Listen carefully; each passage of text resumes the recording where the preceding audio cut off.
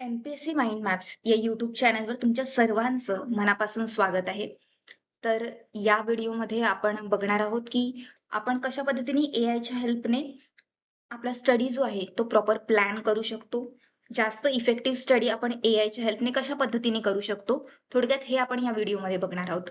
तर सध्या बघा 14 जूनला आपली कंबाईन ग्रुप बीची जी एक्झाम आहे ती शेड्यूल आहे आणि आता ती एक्झाम येतच आहे. तर त्या एक्झामचं प्रिपरेशन जे काही उरलेले 20-30 दिवस आहेत, त्या दिवसांमध्ये कसं काय आपण प्रिपेअर चांगल्या पद्धतीने करू शकतो, आपला स्टडी प्लॅन कसा करू शकतो, ते मी या व्हिडिओमध्ये तुम्हाला सांगणार आहे.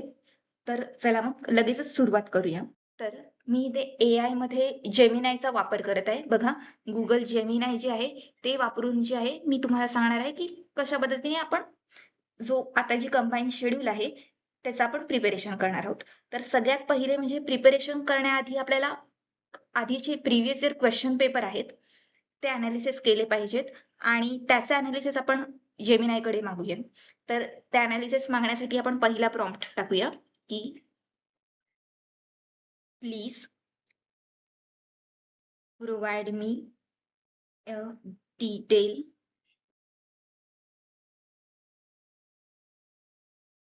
Analysis of MPSC combine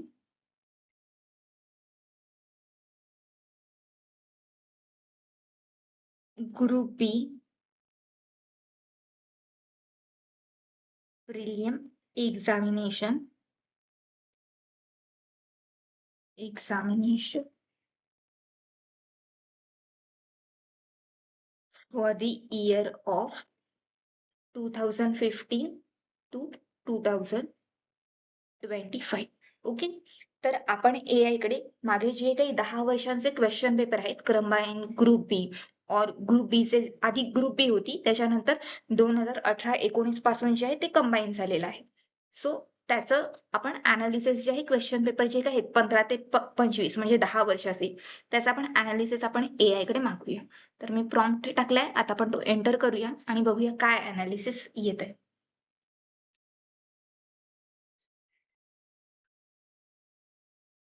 okay. तर बघा, आता एआयने मी तुम्हाला मगाशी सांगितलं, की ते सांगितलंय, की 2017 पर्यंत जे आहे ते पी-एस-आय, एस-टी-आय, ए-एस-ओ असे 3 वेगवेगळ्या पोस्टचे क्वेशन्स किंवा एक्झाम जी आहे ती कंडक्ट केली जात होती. 3 वेगवेगळ्या पोस्टसाठी वेगळ्या पद्धतीने. वेगवेगळे क्वेशन पेपर, वेगवेगळी एक्झाम. ओके. आणि 2017 पासून ते कंबाईन झालेलं आहे ग्रुप बी आणि आता त्याच्यानंतर जे आहे ते 17 पासून ते आत्तापर्यंत जे आहे ती ग्रुप बी जी आहे कंबाईनच घेतली जाते. म्हणजे एकत्र घेतली जाते ही एक्झाम. आता बघा त्यांनी की सब्जेक्ट वाईज जे आहे क्वेश्चन पेपरचं एनालिसिस दिलेलं आहे. तर सब्जेक्ट वाईज त्यांनी काय सांगितलंय, तर हिस्ट्री या विषयाचे 15 क्वेश्चन येतात. त्याच्यामध्ये मोस्ट ऑफ फोकस कशावरती असतो, तर महाराष्ट्राच्या सोशल रिफॉर्मर्सवरती असतो. त्याच्यानंतर बघा जिओग्राफीमध्ये त्यांनी सांगितलेलं आहे, की महाराष्ट्राच्या जिओग्राफीमध्ये फोकस असतो. त्याच्यातल्या आता रिव्हर सिस्टम, डिस्ट्रिक्ट, मिनरल्स याच्यावरती फोकस आहे. त्याच्यानंतर इकॉनॉमीचे 15 क्वेश्चन्स येतात आणि त्याच्यामध्ये फोकस आहे बँकिंग, 5 इयर प्लॅन्स आणि गव्हर्नमेंट स्कीम्सवरती.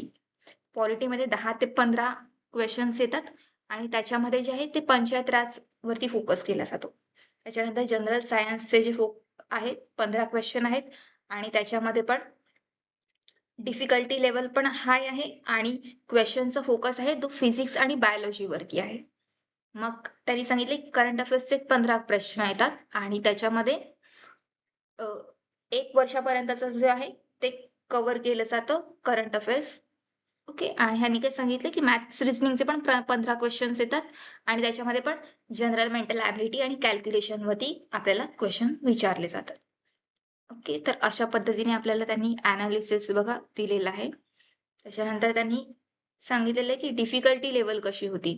तर बघा ह्यांनी सांगितलं, की आधी 15 ते 18 मध्ये क्वेशन्स जे आहेत ते मोस्ट ऑफ टाईम ते प्रेडिक्टेबल होते. ओके. आणि त्याच्यानंतर 23 मध्ये जे आहे 23 पासून त्याचं डिफिकल्टी लेव्हल जे आहे ते शिफ्ट झालेलं आहे. 20 पासून 23 पासून जे आहे.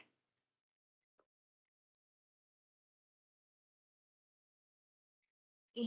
तर बघा इथे त्यांनी आपल्याला प्रॉपर ॲनालिसिस जे आहे ते दिलेलं आहे.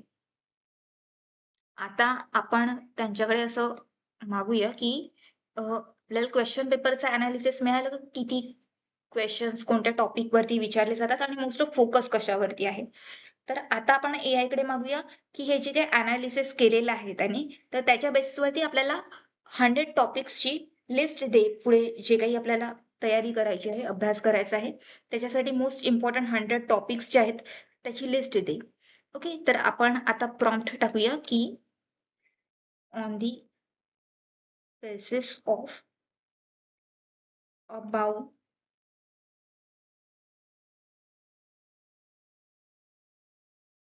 question paper analysis,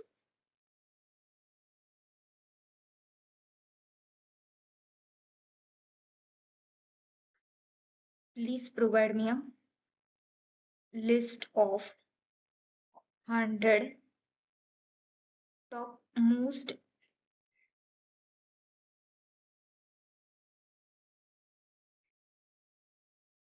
important, sorry, important topics for MPSC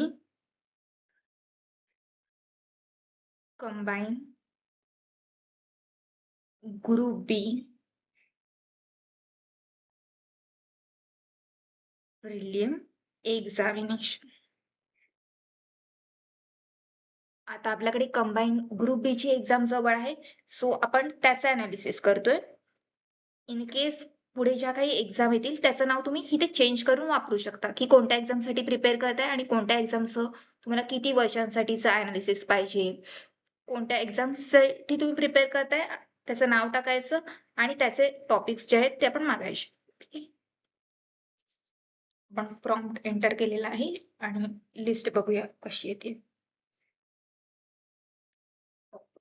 तर बघा इथे एआयने आपल्याला लिस्ट द्यायला सुरुवात केली. त्यातले त्यात त्यांनी बघा history of India and Maharashtra त्याचे 15 टॉपिक्स दिलेत जे आपल्याला प्रिपेअर करायचे आहेत. ते 15 टॉपिक बघूया कोणते आहेत, की आपण महत्वाचे टॉपिक्स जे आहेत ते बघूया, की त्याच्यात त्यांनी वेटेज वाईज सांगितलेलं आहे, की सोशल रिफॉर्मर्स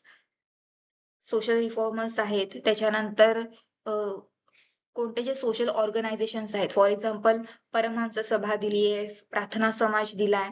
त्याच्यानंतर इंडियन काँग्रेसचं जे आहे, इंडियन नॅशनल काँग्रेस, त्याचं स्थापना आणि त्याचं जे काही अधिवेशनं होती, महाराष्ट्रात कोणती अधिवेशनं झाली वगैरे, ते त्यांनी प्रिपेअर करून ठेवायला सांगितलंय. बघा, त्याच्यानंतर काही सांगितलंय हिस्ट्रीमध्ये, तर रिव्होल्युशनरी मुवमेंट्स कोणत्या झाल्या, त्याच्यानंतर नॉन कॉपरेटिव्ह मुवमेंट्स जे आहेत ते, क्विट इंडिया मुवमेंट, या सगळ्यावरती ते जे आहे त्यांनी फोकस करायला सांगितले. बघा, दलित आणि वर्कर मुवमेंट कोणती झाली, संयुक्त महाराष्ट्राच्या चळवळीवरती फोकस करायला सांगितलंय.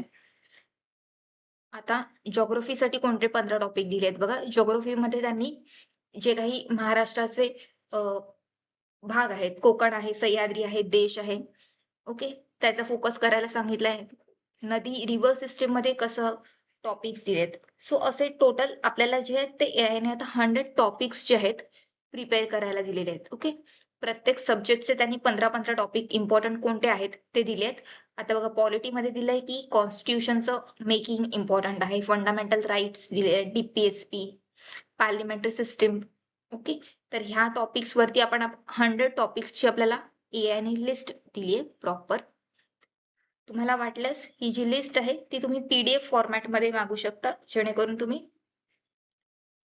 प्रिंट तुम्हाला मारता येईल. ही आपण एक पीडीएफ फाईल मागूया एआय कडे.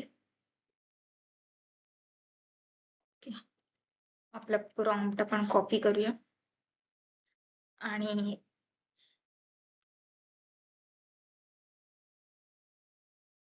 आपण इथे सांगूया त्यांना, प्लीज प्रोव्हाइड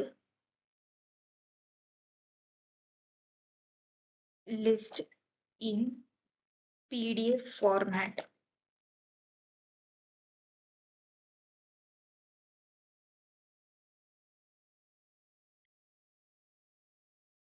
बघूया आपण AI आपल्याला कसं PDF प्रोव्हाइड करतोय. मग ती PDF तुम्ही प्रिंट मारून जी आहे तुमच्या स्टडीसाठी यूज करू शकता. बघा आपल्याला लिस्ट दिली 100 टॉपिक्सची. ओपन करून बघूया PDF. बघा एक छान सुंदर PDF बनवून दिली 15-15 टॉपिक्सची. टोटल 100 टॉपिक्स आहेत. प्रत्येक सब्जेक्टचे 15 टॉपिक्स. या हिशोबाने टोटल 100 टॉपिक्सची टॉपमोस्ट टॉपिक्सची आपल्याला लिस्ट दिली आहे. हे तुम्ही प्रिंट मारून जे आहे ते यूज करू शकता. ओके. तर बघा आपल्याकडे आता ही PDF पण आलेली आहे 100 टॉपिक्सची. आता आपलं क्वेश्चन पेपरचं ॲनालिसिस करून झालेलं आहे. त्याच्यानंतर आपल्याला 100 टॉपिक्सची लिस्ट पण आलेली आहे. 100 टॉप मोस्ट इम्पॉर्टंट टॉपिकची. तर आता आपल्याला स्टडी प्लॅन केला पाहिजे. तर स्टडी करण्यासाठी आपल्याकडे एक प्रॉपर टाईम टेबल पाहिजे आणि आपण आता स्टडी करण्यासाठीचं टाईम टेबल बनवूया AIच्या हेल्पने. तर बघा तुम्ही वर्किंग असाल तर ते मेन्शन करून एक्झॅक्ट की तुम्ही वर्किंग आहात या हिशोबाने पण तुम्ही टाइम टेबल बनवू शकता आणि इन केस तुम्ही फुल टाइम करताय तर त्याच्या हिशोबाने पण तुम्ही टाइम टेबल AI ला तसं सांगून बनवून घेऊ शकता. तर मी तरी वर्किंग आहे सो मी वर्किंग आहे या हिशोबाने मी टाइम टेबल बनवून घेणार आहे की I am a working woman so please make and make and approve create timetable for study above all 100 topics for dated. तर याच्यामध्ये मी माझा स्टडी असा प्लॅन केलाय की 15 पासून ते 30 पर्यंत जे आहे मी माझा स्टडी करणार आहे या 100 टॉपिक्सचा. उरलेले जे काही दिवस आहेत 10-12 दिवस त्याच्यामध्ये मी त्याची रिव्हिजन करणार आहे आणि पुढच्या 1-2 दिवसांमध्ये सगळं थोडंसं गो थ्रू करणार आहे. ओके. तर मी त्याची डेट पण टाकणार आहे की कोणत्या डेटसाठी मी प्रिपेअर करते. तर बघा मी डेट टाकणार आहे की 15 मे 2026 टू 30 मे 2026. ओके. तर बघा की 15 मे 2026 ते 30 मे 2026 साठी जे आहे मी प्रिपरेशन करण्यासाठी टाइम टेबल मागत आहे. मी प्रॉम्प्ट एंटर केलाय.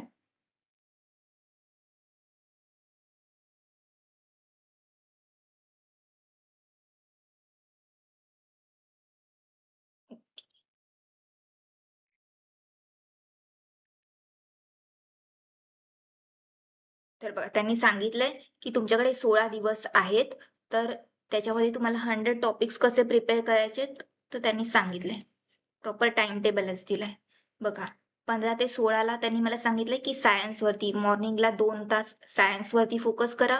आफ्टरनूनमध्ये अवॉर्ड्स, अपॉइंटमेंट्स यासारख्या करंटवाल्या टॉपिकवरती फोकस करा आणि रात्री जे आहे 2 तास संध्याकाळचे जे काही 2 तास मिळतात वर्किंग असल्यानंतरचे ते सोशल रिफॉर्मर्स, ऑर्गनायझेशन्स ह्यासारख्या 1-2 टॉपिकवरती हे करा. त्यांनी बघा प्रॉपर इथे आपल्याला टॉपिकचे नंबर पण दिलेत की कोणता टॉपिक कधी प्रिपेअर करायचा आहे. म्हणजे 15 ते 16 मे मध्ये मी टॉपिक नंबर 61 टू 63 जे आहे पहिल्या 2 तासामध्ये मॉर्निंगच्या 2 तासामध्ये प्रिपेअर करायचं आहे.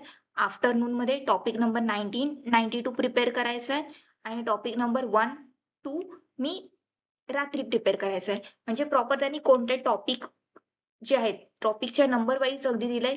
त्याच्यानंतर किती आवर्स मी द्यायला पाहिजे हेही खूप डिटेलमध्ये दिलंय आणि प्रॉपर बघा किती छान चार्ट सिस्टीममध्ये त्यांनी मला हे टाइम टेबल दिलंय.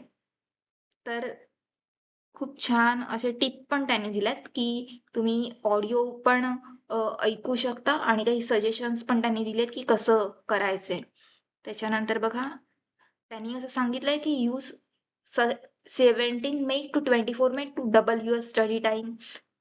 ओके. तर काही काही टिप्स पण त्यांनी दिलेल्या आहेत AI ने. ओके.